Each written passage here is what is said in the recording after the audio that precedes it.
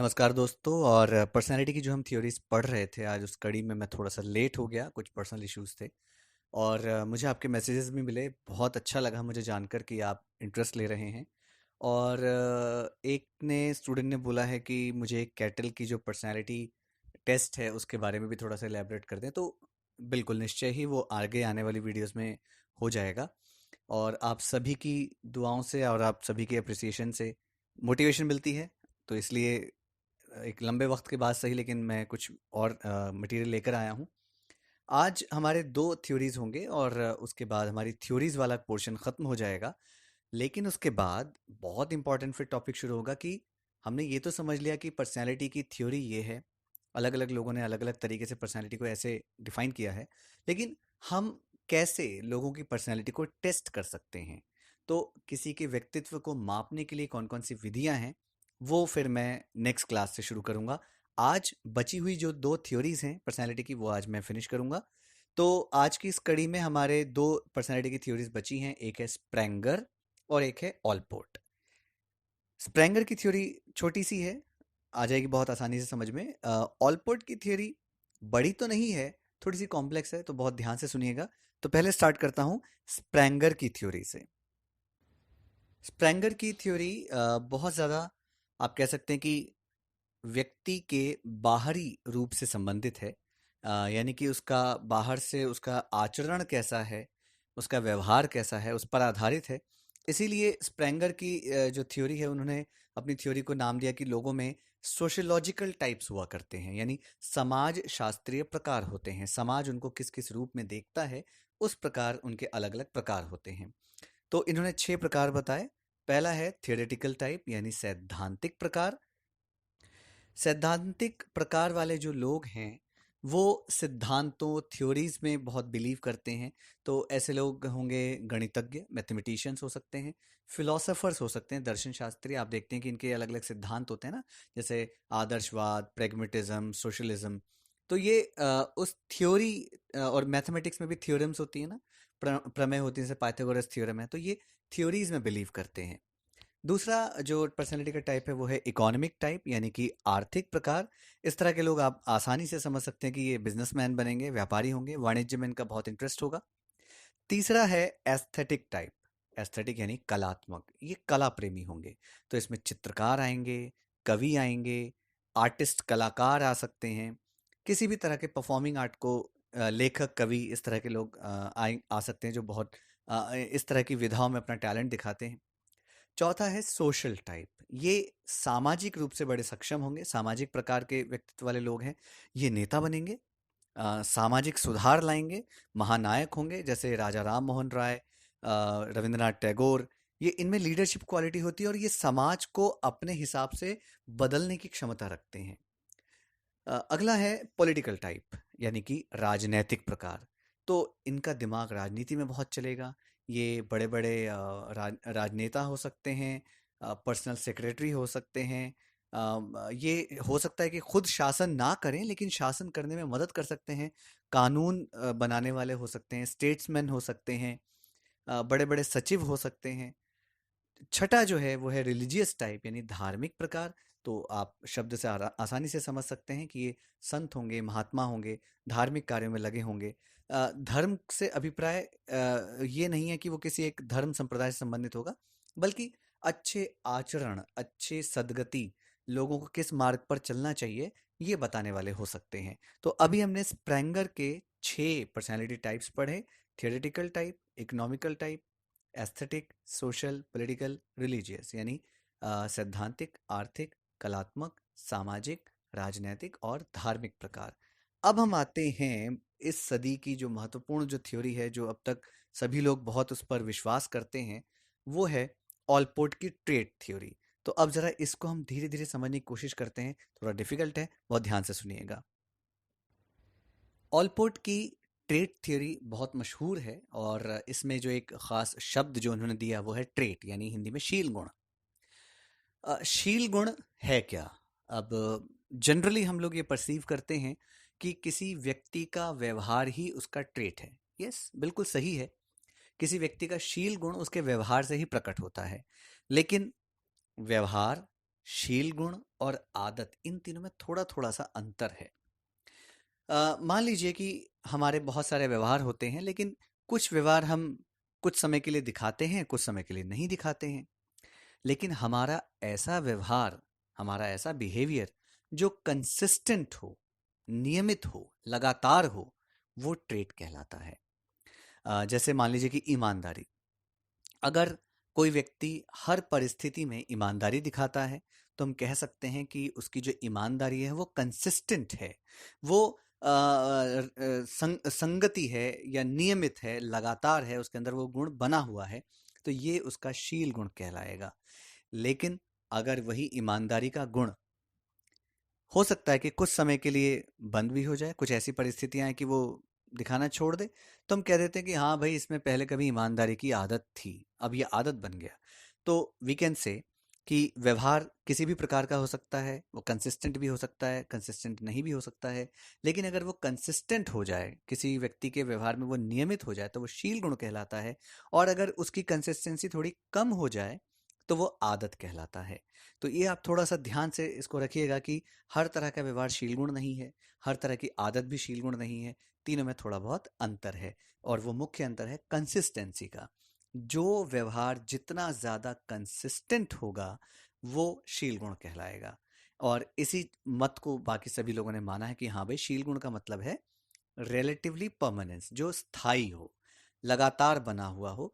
तो शील गुण कहलाने के लिए व्यवहार में कम से कम थोड़े समय के लिए स्थायित्व भी होना चाहिए, परमानेंसी भी होनी चाहिए।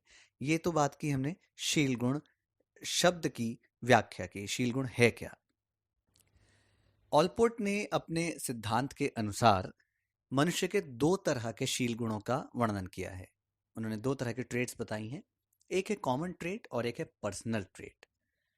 कॉमन ट्रेट और पर्सनल ट्रेट, नाम से भी आपको समझ में आ रहा है कि कॉमन का मतलब तो हो गया जो बहुत सारे लोगों में दिखाई देगा, और पर्सनल जो किसी एक व्यक्ति से संबंधित होगा।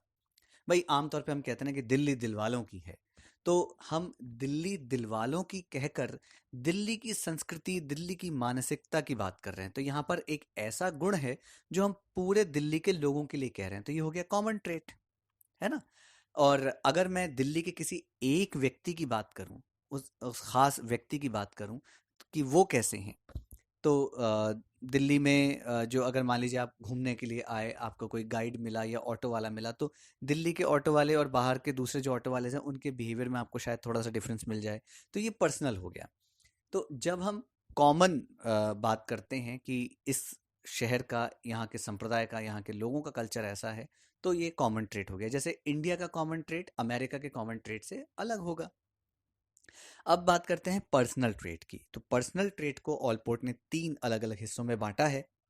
एक है कार्डिनल डिस्पोजिशन, सेंट्रल डिस्पोजिशन, और तीसरा है सेकेंडरी डिस्पोजिशन। कार्डिनल प्रवृत्ति, केंद्रीय प्रवृत्ति और गौण प्रवृत्ति। ऑलपोर्ट कहते हैं कि कॉमन ट्रेट्स से कहीं ज़्यादा संख्या पर्सनल ट्रेट्स की है। उनका ये मानना है कि लगभग 18,000 तरह के पर्सनल ट्रेट यानी कि व्यक्तिगत शील गुण हैं, और उन्होंने उन 18,000 के करीब जो शील गुण हैं, उनको तीन कैटेगरीज में बांटा। और इसमें पहली कैटेगरी है कार्डिनल डिस्पोजिशन या कार्डिनल प्रवृत्ति। ये वो ट्रेट है जिसे आदमी छुपा नहीं सकता। ये उसका सबसे स्ट्रॉन्गेस्ट ट्रेट होता है, बड़ा ही प्रभावशाली और प्रबल गुण होता है, और ये उसके व्यवहार में बड़ी आसानी से देखा जा सकता है। सभी व्यक्तियों में जो ये कार्डिनल ट्रेट है, ज़रूरी नहीं कि सब में हो, लेकिन जिसमें होता है उसकी बड़ी चर्चा होती है, बहुत डिस्कशन में रहता है, बहुत क्लियरली नज़र आता है। फॉर एग्जाम्पल, अगर हम महात्मा गांधी जी की बात करें, तो उनका जो कार्डिनल ट्रेट है वो है शांति और अहिंसा। आप किसी भी देश, किसी भी संप्रदाय, कहीं से भी अगर आप महात्मा गांधी के बारे में सुनते हैं, तो आपको यही सुनने को मिलेगा कि शांति और अहिंसा की प्रतिमा थे गांधी जी। अब जो कार्डिनल ट्रेट है, ये ज़रूरी नहीं है कि अच्छा ही हो, बुरा भी हो सकता है। तो अब आप खुद गेस कीजिए कि हिटलर में और नेपोलियन में किस तरह का कार्डिनल ट्रेट था। तो आप खुद समझ सकते हैं कि कुछ अच्छे ट्रेड्स भी हो सकते हैं, बुरे ट्रेड्स भी हो सकते हैं, लेकिन ये ऐसे प्रवृत्तियां होती हैं जो उस व्यक्ति को सबसे ज़्यादा एक्सप्रेस करती है। सारी दुनिया उसको उसी रूप में स्वीकार करती है। दूसरी कैटेगरी है सेंट्रल डिस्पोजिशन या केंद्रीय प्रवृत्ति, और ये सभी लोगों में पाई जाती है। और हर इंसान में 5 से 10 तरह की डिस्पोजिशन तो मिलती ही मिलती हैं, जिसमें वो एक्टिव रहता है, वो उनको शो करता है। अगर कहा जाए कि एक आदमी 5 से 10 क्वालिटीज़ के अंदर ही जिंदा रह लेता है, पूरा अपना लाइफ स्पैन बिता लेता है, तो गलत नहीं होगा। और जैसे कि सोशियबिलिटी, सामाजिकता, लोग सामाजिक होते हैं, आत्मविश्वास, डिप्रेशन, ये सभी सेंट्रल डिस्पोजिशन के एग्जाम्पल हैं। और इनके बारे में हो सकता है कि सारी दुनिया ना जानती हो, लेकिन हाँ, उसके परिवार, उसके मित्र ये जान सकते हैं। तो बहुत क्लियरली दोनों में डिफरेंस पता चला कि जो कार्डिनल प्रवृत्ति है उसके विषय में सभी जानते हैं, पूरा समाज जानता है, लेकिन जो केंद्रीय प्रवृत्ति है उसके बारे में आपके दोस्त या आपकी फैमिली वाले जानते हैं। तीसरा है गौण प्रवृत्ति या सेकेंडरी डिस्पोजिशन। सेकेंडरी डिस्पोजिशन कुछ ऐसी क्वालिटीज़ होती हैं जो बहुत कंसिस्टेंट नहीं होती। जैसे लोगों के खाने पीने की आदत, उनका हेयर स्टाइल, उनका ड्रेसिंग सेंस, वो किस तरह के कपड़े पहनते हैं, किस तरह के गाने पसंद करते हैं। क्या इन सब के द्वारा हम उसकी पर्सनैलिटी को ठीक से जान सकते हैं? मेरे ख्याल में मुश्किल है, क्योंकि कपड़ों का स्टाइल भी बदलता है, हेयर स्टाइल भी बदलता है, खाने पीने की आदतें भी बदलती हैं। तो इनके आधार पर किसी को जज करना इतना आसान नहीं है। तो हम ये कह सकते हैं कि जो गौण प्रवृत्तियां हैं वो कुछ ऐसे गुण हैं जिनसे किसी व्यक्ति की पर्सनैलिटी के बारे में जानना मुश्किल होता है, और ये उसकी अपनी पर्सनल चॉइस होती है। वो ऐसा क्यों कर रहा है, ऐसा क्यों नहीं कर रहा है, ये उसी को पता है, हमें नहीं पता। अब अगर मैं बात करूं कि अगर कोई आदमी बहुत एक्सट्रोवर्ट है, बहुत बोलता है, तो जाहिर सी बात है उसके बारे में हमें पता चल रहा है, तो उसका बहुत ज़्यादा बोलना या उसकी जो सामाजिकता है वो तो सेंट्रल डिस्पोजिशन में आ जाएगा, केंद्रीय प्रवृत्ति में। लेकिन कोई आदमी बिल्कुल चुप रहता है, कुछ बोलता ही नहीं है, उसके बारे में हमें पता नहीं चलता है, तो जिस गुण के कारण हमें उसके बारे में पता नहीं चलता है, उसे कौन सा डिस्पोजिशन कहेंगे? 1 2 3, फर्स्ट, सेकंड या थर्ड, कौन सा? हम ये कहेंगे सेकेंडरी डिस्पोजिशन, क्योंकि ऐसे गुण जिनसे किसी की पर्सनैलिटी के बारे में ज़्यादा पता नहीं चलता, वो कहलाता है सेकेंडरी डिस्पोजिशन। बहुत सारी बुक्स में, बहुत सारे मैंने वीडियोस भी देखे, तो इस चीज़ को एक्सप्लेन करने में अभी भी लोगों को बहुत तकलीफ होती है। कुछ का कुछ समझा देते हैं। मैं क्रिटिसाइज़ नहीं कर रहा हूँ, ये हमारे अपने पढ़ने पर है कि हम कितनी ज़्यादा किताबें पढ़ते हैं और उससे हमें पता चलता है। जनरली सेकेंडरी डिस्पोजिशन के बारे में या गौण प्रवृत्ति के बारे में लोग ये कहते हैं कि ये वो गुण हैं जो बिल्कुल आपके पर्सनल हैं, जो सिर्फ आपको पता हैं। ये ठीक है, कुछ हद तक सही है, लेकिन जनरली ये वो गुण हैं जो अगर दिख भी जाएं तो आप उसके ज़रिए किसी की पर्सनैलिटी को ठीक से जज नहीं कर सकते। फॉर एग्जाम्पल, इस समय लॉकडाउन चल रहा है, आप सभी घरों में हैं। हम सब जानते हैं कि घर में हम लोग किस तरह के कपड़े पहनकर आजकल टाइम बिता रहे हैं। शायद 2 या 3 टी शर्ट्स में पूरा हफ्ता गुजर जाता है, वही धोना, वही पहनना। लेकिन क्या सिर्फ इन्हीं 2 3 टी शर्ट्स के बेसिस पर लोगों की पर्सनैलिटी को जज किया जा सकता है? नो, नहीं, बिल्कुल नहीं। तो अब कई लोग काम पर नहीं जा पा रहे हैं, घर पे हैं, तो हो सकता है कि सुबह लेट उठ रहे हैं। तो क्या वो सुबह लेट उठने से उनकी पर्सनैलिटी को जज किया जा सकता है? नो। तो ये ऐसी क्वालिटीज़ हैं जो अभी तो दिख रही हैं, बाद में नहीं दिखेंगी। और जैसा मैंने पहले ही बताया था, बहुत कम दिखने वाली या ऐसी क्वालिटीज़ जिसके द्वारा हम किसी की पर्सनैलिटी को जज नहीं कर सकते, वो कहलाती हैं गौण प्रवृत्तियाँ। तो वो अब आप क्लियरली समझ गए कि अगर किसी व्यक्ति की पर्सनैलिटी को समझना है, जानना है, तो हमें उसके फर्स्ट और सेकंड यानी कि कार्डिनल डिस्पोजिशन और सेंट्रल डिस्पोजिशन, कार्डिनल प्रवृत्ति और केंद्रीय प्रवृत्ति पर ज़्यादा फोकस करना चाहिए। सेकेंडरी ट्रेड्स आते जाते रहते हैं, बदलते रहते हैं। अब हमारी जो नेक्स्ट वीडियो होगी उसमें हम पर्सनैलिटी को मापने की विधियां समझेंगे। एग्ज़ाम में इससे रिलेटेड काफ़ी क्वेश्चंस आते हैं, क्योंकि ये कुछ ऐसी विधियां हैं जो ज़रूरी नहीं है कि सिर्फ पर्सनैलिटी में ही काम आती हैं, जैसे interview, observation, thematic apperception test, बहुत सारे ऐसे टेस्ट हैं, बहुत सारी ऐसी विधियां हैं जो साइकोलॉजी के अलावा और भी कई विषयों में काम आती हैं। तो इसलिए इन मेथड्स को आप सिर्फ साइकोलॉजी के पॉइंट ऑफ व्यू से इम्पॉर्टेंट ना समझें, ये बाकी के विषयों में भी बड़ी इंपॉर्टेंट है। तो आगे आने वाली वीडियो में हम पर्सनैलिटी को मापने की विधियां पढ़ेंगे।